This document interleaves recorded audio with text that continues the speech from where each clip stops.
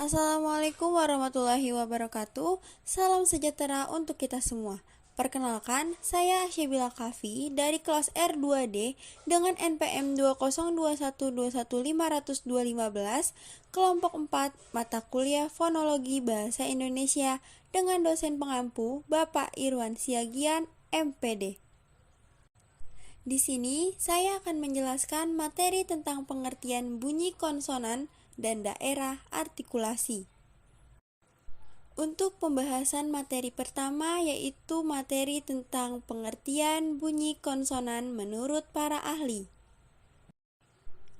Pengertian bunyi konsonan yang pertama menurut Arifin Ezenal DKK tahun 2017 halaman 51, konsonan adalah bunyi bahasa yang ketika dihasilkan mengalami hambatan-hambatan pada daerah artikulasi tertentu.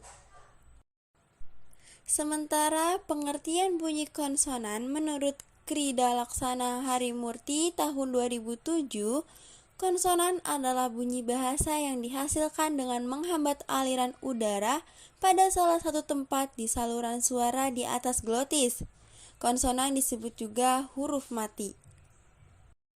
Sedangkan pengertian bunyi konsonan menurut Chair Abdul tahun 2013 halaman 48, konsonan adalah bunyi bahasa yang diproduksi dengan cara setelah arus ujar keluar dari glotis lalu mendapat hambatan pada alat ucap tertentu di dalam rongga mulut atau rongga hidung.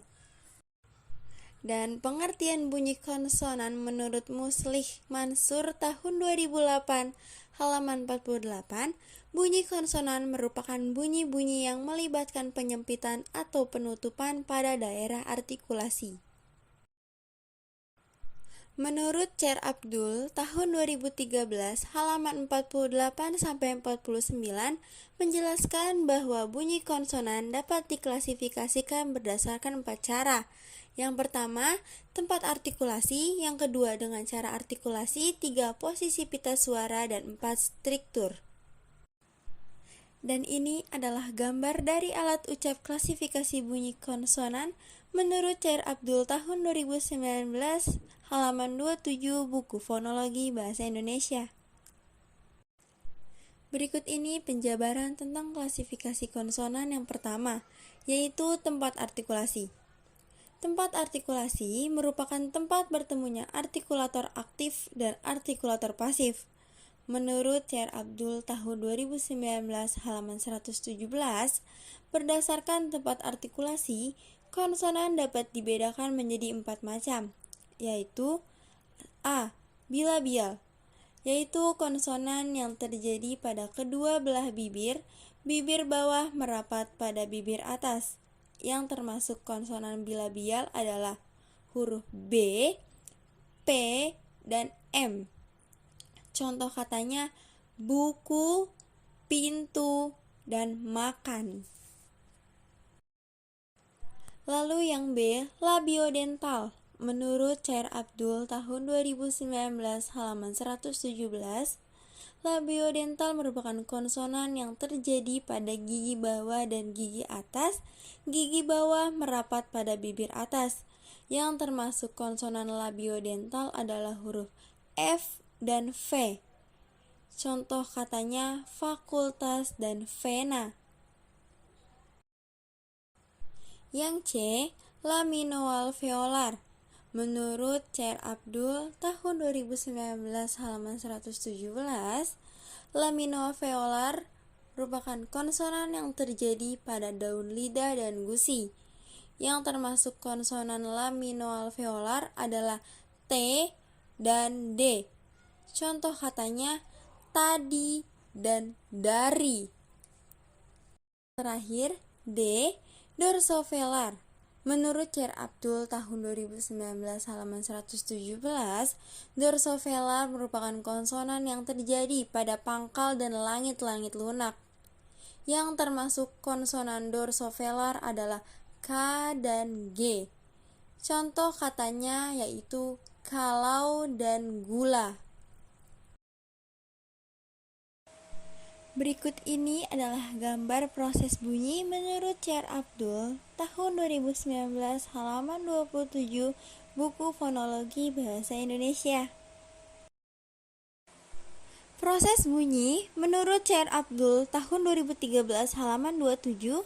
Dalam proses terjadinya bunyi bahasa dimulai dari proses pemompaan udara keluar dari paru-paru melalui laring, lalu ke tenggorokan yang di dalamnya terdapat pita suara.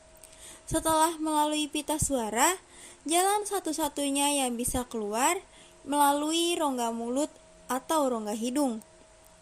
Arus udara yang keluar dari paru-paru tanpa hambatan maka tidak akan mendengar apa-apa. Dan jika arus udara yang keluar mendapatkan hambatan pada salah satu tempat alat ucap, maka akan mendengar bunyi bahasa. Klasifikasi konsonan yang kedua yaitu cara artikulasi. Menurut Chair Abdul tahun 2019 halaman 118, berdasarkan cara artikulasi, konsonan dapat dibedakan menjadi 7 macam, yaitu A. Hambatan. Artikulator menutup sepenuhnya aliran udara sehingga udara mampat di belakang tempat penutupan itu. Lalu penutupan itu kemudian dibuka secara tiba-tiba sehingga menyebabkan letupan. Yang termasuk konsonan letupan adalah P, B, T, D, K, dan G.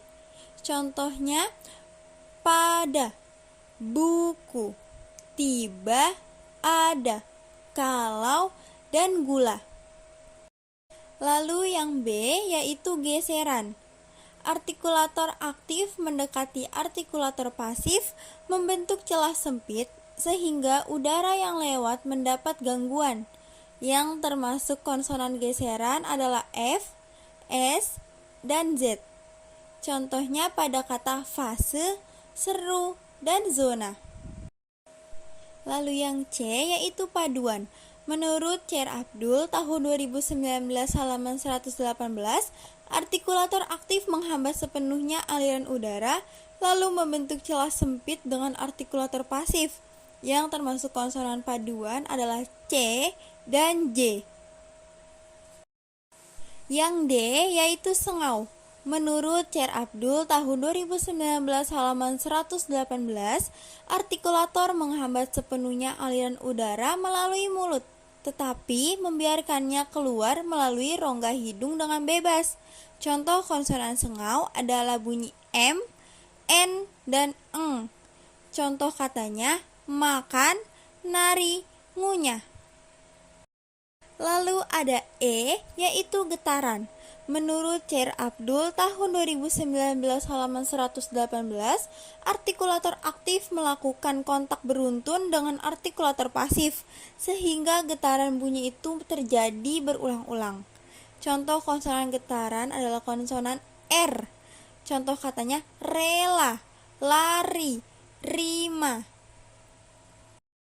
Yang F yaitu sampingan. Menurut Chair Abdul tahun 2019 halaman 118, artikulator aktif menghambat aliran udara pada bagian tengah mulut lalu membiarkan udara keluar melalui samping lidah. Contohnya adalah konsonan L. Contoh katanya alam dan asal. Dan yang terakhir ada G, hampiran atau aproksiman. Menurut Chair Abdul tahun 2019 halaman 118, artikulator aktif dan pasif membentuk ruang yang mendekati posisi terbuka seperti dalam bentukan vokal, tetapi tidak cukup sempit untuk menghasilkan konsonan geseran. Contohnya yaitu W dan Y. Contoh katanya awan dan ayam. Ini adalah tabel dari cara artikulasi dan tempat artikulasi bunyi konsonan menurut Chair Abdul tahun 2019 halaman 27 buku Fonologi Bahasa Indonesia. Selanjutnya, klasifikasi konsonan yang ketiga yaitu posisi pita suara. Menurut Chair Abdul, tahun 2019 halaman 49, posisi pita suara ditentukan jika pita suara dalam proses pembunyian itu turut bergetar atau tidak. Bergetarnya pita suara dikarenakan glotis atau celah pita suara yang terbuka sedikit, dan tidak bergetarnya pita suara dikarenakan glotis terbuka agak lebar. Menurut Arifin Ezenal DKK tahun 2017 halaman 51, berdasarkan posisi pita suara, bunyi bahasa dibedakan ke dalam dua macam, yakni A. Bunyi bersuara. Bunyi suara terjadi apabila pita suara itu turut bergetar. Yang termasuk bunyi bersuara antara lain bunyi B, D, G, M, N, J, Z, R, W, dan Y. Contoh katanya bantu, dagu, gula, mana. Dan yang B yaitu bunyi tak bersuara. Menurut Arifin Ezenal DKK tahun 2017 halaman 51, bunyi tak bersuara terjadi apabila pita suara terbuka agak lebar, sehingga tidak ada getaran pada pita suara. Yang termasuk bunyi tak bersuara yaitu K, P, T, S, dan H. Contoh katanya kayu, sapu, tari, pagi, harus. Dan klasifikasi konsonan yang keempat yaitu struktur. Menurut Chair Abdul tahun 2019 halaman 49, struktur merupakan hubungan posisi antar artikulator aktif dan artikulator pasif. Contohnya dalam memproduksi bunyi P, hubungan artikulator aktif dan artikulator pasif mula-mula rapat lalu secara tiba-tiba dilepas. Kita masuk ke materi yang kedua yaitu daerah artikulasi. Daerah artikulasi. Menurut Chair Abdul tahun 2019 halaman 108, tempat bunyi bahasa terjadi atau dihasilkan disebut daerah artikulasi. Pada daerah artikulasi ini juga tempat bertemunya artikulator aktif dan artikulator pasif. Menurut Chair Abdul tahun 2019 halaman 117, berdasarkan daerah artikulasi, konsonan dapat dibedakan menjadi 4 macam. Yang pertama, ada bilabial, yaitu konsonan yang terjadi dengan merapatkan kedua bibir. Yang kedua, labiodental, yaitu bunyi yang terjadi dengan cara merapatkan gigi bawah dan bibir atas.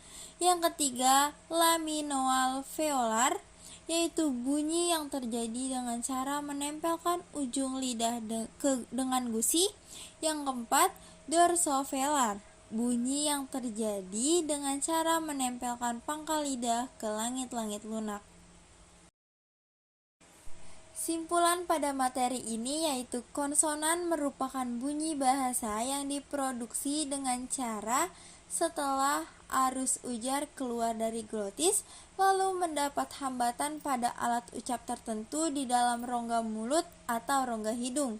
Dalam pembentukan bunyi konsonan dibedakan berdasarkan tempat artikulasi, cara artikulasi, posisi pita suara, dan struktur. Dan berikut ini adalah daftar pustakanya. Sekian penjelasan materi dari saya, kurang lebihnya mohon maaf. Semoga materi kali ini bisa dapat dipengerti dan dipahami. Wassalamualaikum warahmatullahi wabarakatuh.